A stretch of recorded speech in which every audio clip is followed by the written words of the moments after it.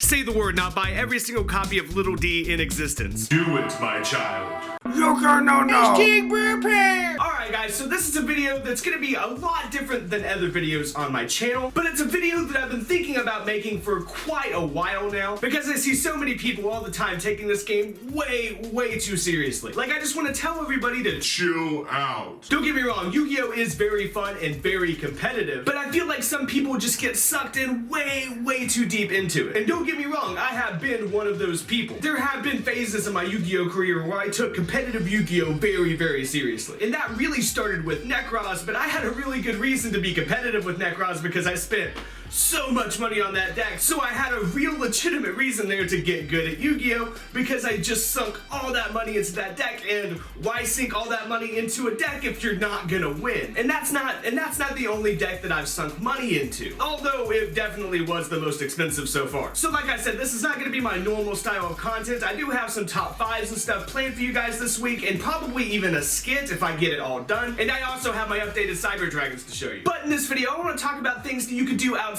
of Yu-Gi-Oh to break away from everything. Because burying yourself into this card game and surrounding yourself with all these people that also play the card game can be really restrictive, and sometimes it can really drive you nuts. Like I said, I've been there, and I'm sure everyone else has been there at one point in their lives. And people that don't play Yu-Gi-Oh or don't play like some other TCG, they really don't have any idea. Maybe they do, maybe they can relate to, you know, immersing yourself in something. But when it comes to TCGs, it feels like one just gets oversaturated in a way. So in this video, I'm gonna give you guys a really rare glimpse into my personal life and things that I do outside of Yu-Gi-Oh, as well as some of my friends and what they do outside of Yu-Gi-Oh. And the most recent example of this is me trying to get my own business off the ground. And I've been doing wedding videos and other things, but most recently I filmed and directed Sam's band's new music video. So when Sam is not being the god of fluffles, he's playing in his own band with his wife and touring around and making money in his own way. Sam's band is called Ragland, and the link to this music video is down in the description. So please check it out. We spent all day filming this thing, and then Sam spent a lot of time editing it, and it really turned out great, and it would mean a lot to him if you would check out his band. But Sam's not the only one that played music. Obviously, by my hair, I really like to listen to metal music. And when I was in high school, that's what I thought I was going to be doing for a living, and I did play some bands and play some shows, you know, like small shows here and there and all of that, but I do still shred like crazy. So when I'm not being Yu-Gi-Oh Jesus, I am being Metal God. I try to practice every day for a couple hours a day just to stay sharp, and I would really like to make a living off of playing music, or maybe even just play music as a hobby. Anything would make me happy at this point. And playing music's not the only thing that I do on the side. I also spend a lot of time with my girlfriend, but when I'm not spending time with my girlfriend and we're out at my parents' house, which is 2 hours away,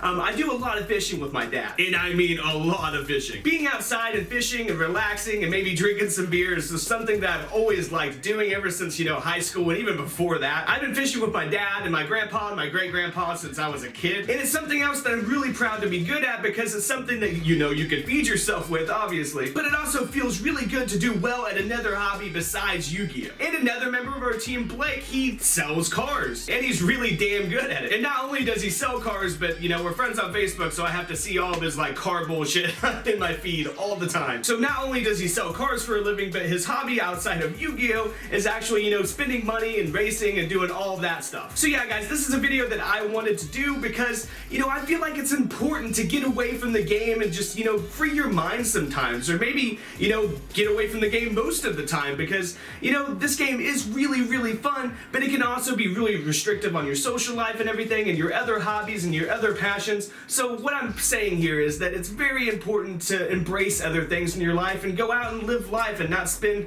all of your time inside playing Yu-Gi-Oh. And I'm not saying being inside all day playing Yu-Gi-Oh is a bad thing, because there's plenty of times where I've done that myself. I'm just simply making the point that there is other things out there and it's okay to break away. But yeah, guys, I would love to hear what your hobbies outside of Yu-Gi-Oh are down in the comment section. And as always, be sure to dick slap that like button and subscribe.